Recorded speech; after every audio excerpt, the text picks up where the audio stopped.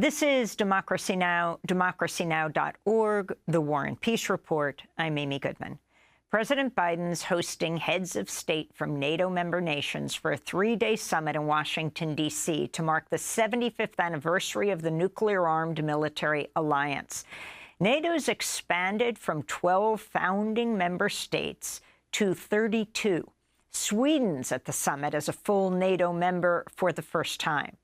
Now, Ukraine's path to membership in the alliance is, quote, irreversible, according to a leaked version of a joint declaration expected to be released today. In his opening address, President Biden pledged further NATO support for Ukraine against Russia's invasion. The United States, Germany, the Netherlands, Romania, and Italy will provide Ukraine with the equipment for 5 additional strategic air defense systems. And in the coming months, the United States and our partners intend to provide Ukraine with dozens of additional tactical air defense systems.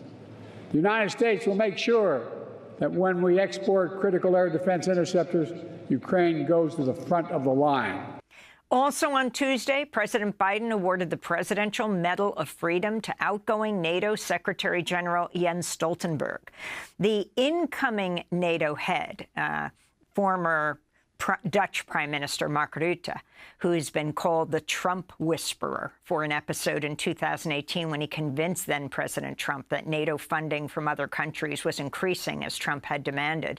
Rutte is seen as someone who could deter Trump from leaving NATO if he's re-elected. Over this past weekend, an anti-NATO protest was held in Washington, D.C. Speakers included German parliament member Seven Dagdalen. We need peace instead of NATO. We need, at long last, to stand up for democratic and popular sovereignty and to reject the indignity of being a vassal state of Washington, which is just about all we have gotten from the ruling coalition in Berlin. Peace, not NATO. German lawmaker Seven Dagdalen joins us now, still in Washington, D.C.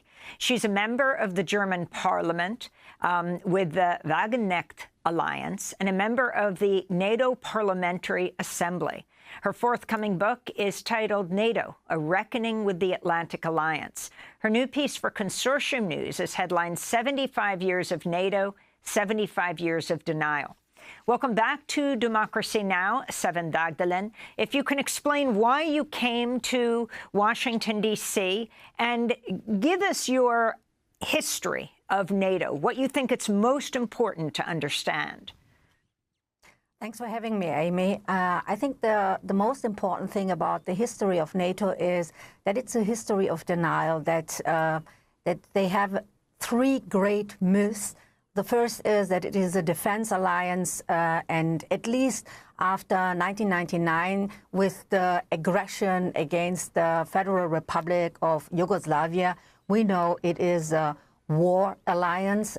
They breached the international law. They were bombing Belgrade 79 days, even television stations, the Chinese embassy, and 20 years of war in Afghanistan.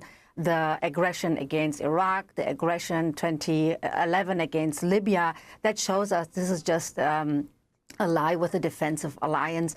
The second great myth of the NATO is that they are an alliance, a collective of democracies against authoritarian regimes. And this is a historic lie. Just one example, one of the founding member states was Portugal, under the fascist dictator Salazar, who tortured Africans in concentration camps in Mozambique, in Angola. So the NATO had never problem with fascist dictators. Even the bilateral treaties between the United States and the Spanish dictator Franco was at stake. And the third great myth of the NATO is that they are an alliance of values and human rights.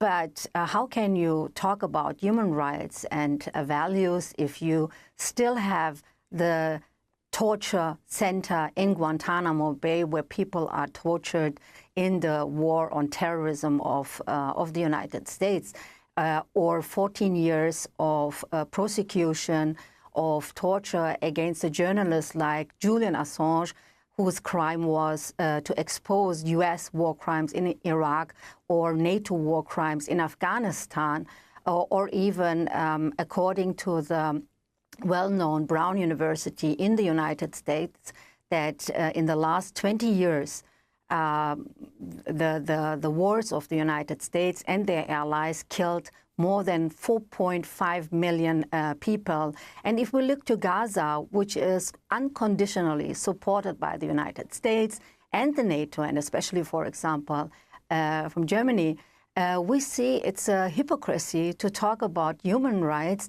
if they are complicit to all the crimes done by the Israeli government. I mean, killing 15,000 children in Gaza, you cannot justify that with of course, the legitimate right of self-defense. But this war with more than 15,000 dead children is not an act of self-defense anymore.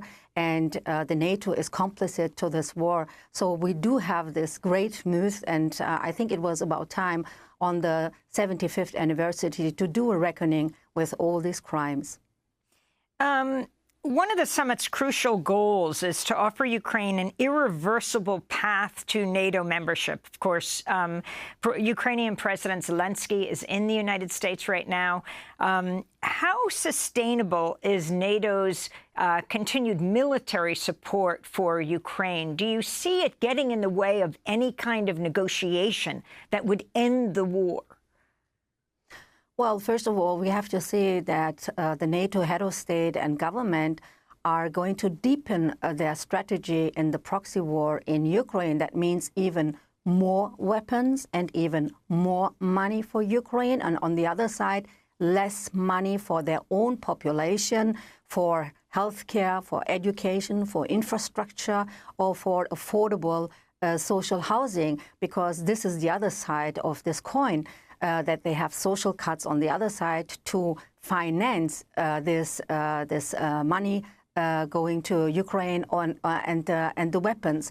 And I found it very remarkable the last days, even though I do not agree on many things of the Hungarian head of state, Mr. Viktor Orban, but I found it very remarkable how much he is being criticized for just trying to have a dialogue. And I think it's the right way to go, what he is doing with his trips to Kiev first, and then to Moscow, and then to Beijing, and now in Washington. He is trying to have a dialogue because whoever wants to stop the killing in Ukraine, he has to send diplomats and not weapons.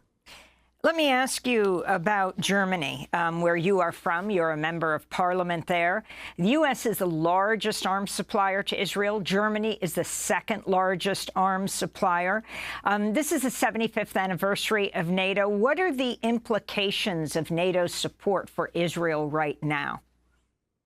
Well, the implications are that the NATO lost, even if they had at least a tiny little bit of moral integrity, they lost every moral integrity, at least in the global south, with their unconditional support for the, in parts, very extreme right-wing government of Benjamin Netanyahu.